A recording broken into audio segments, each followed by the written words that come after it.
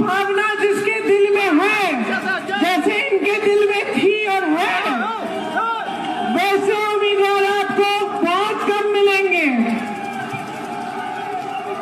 इन्होंने सब जानते हैं, मैं जानती हूँ कि आप सब जानते हैं कि ये आदमी ईमानदार है, मेहनती है और आपके लिए काम करके दिखाएगा। पिछले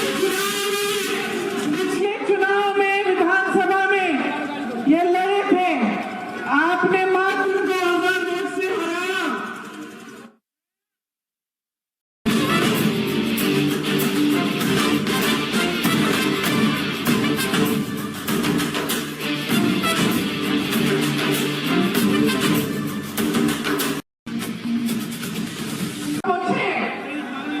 क्या मोदी जी ने एक गरीब को मदद की?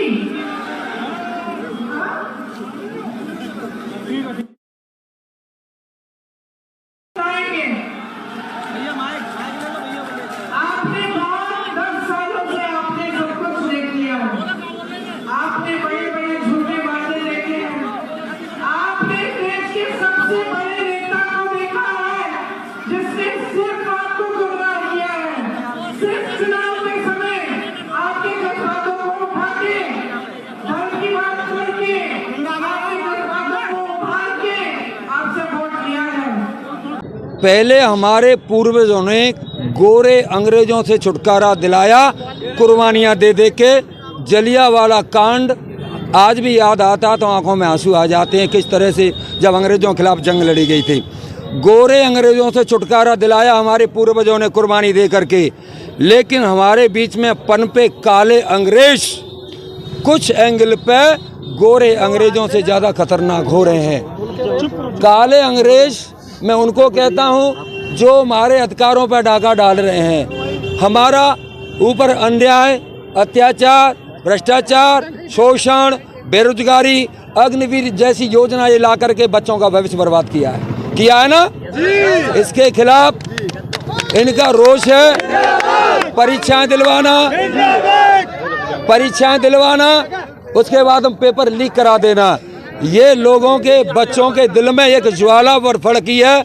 तो बच्चे की माँ, बच्चे के पिता, बच्चे के भाई, पूरा परिवार घरों से निकल पड़ा है कि सुधरो वरना हम आते हैं रोड पे सुधारने के लिए। और अपनी वोट का पावर का इस्तेमाल कर रहे हैं रामनाथ सिकरवार को।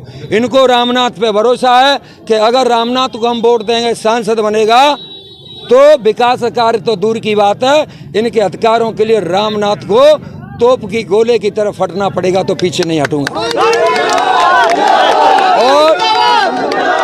और सुन लीजिए, 7 तारीख को अगर जनता का आशीर्वाद आपको मिला और संसद पहुंचे तो किस प्रकार की प्राथमिकताएं जनता के लिए रहेंगी?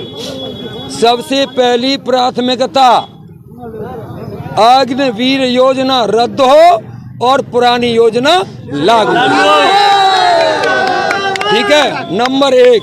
नंबर 2, जो जिला शिक्षा अधिकारी हैं जिनके मोड़ी मड़ा पड़ते हैं कॉन्वेंट में, विदेशन में, हम मांग करेंगे शिक्षा अधिकारी, नेता अधिकारियों के बच्चे भी सरकारी स्कूलों में पढ़ें।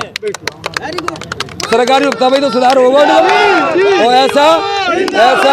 ऐसा ऑनरेबल हाई कोर्ट इलाहाबाद का आदेश भी हुआ था 2015 में, उसको इन्होंने दबा दिया है। जब अधिकारियों के बच्चे सरकारी स्कूलों में पढ़ेंगे तो व्यवस्था अपने आप सुधर जाएगी। हॉस्पिटल में दवा होगी, डॉक्टर होगा, सारी मशीनें काम होंगी, वरना उस क्षेत्र में हॉस्पिटल के नाम पे किसी को तनख्वाह नहीं लेने देंगे।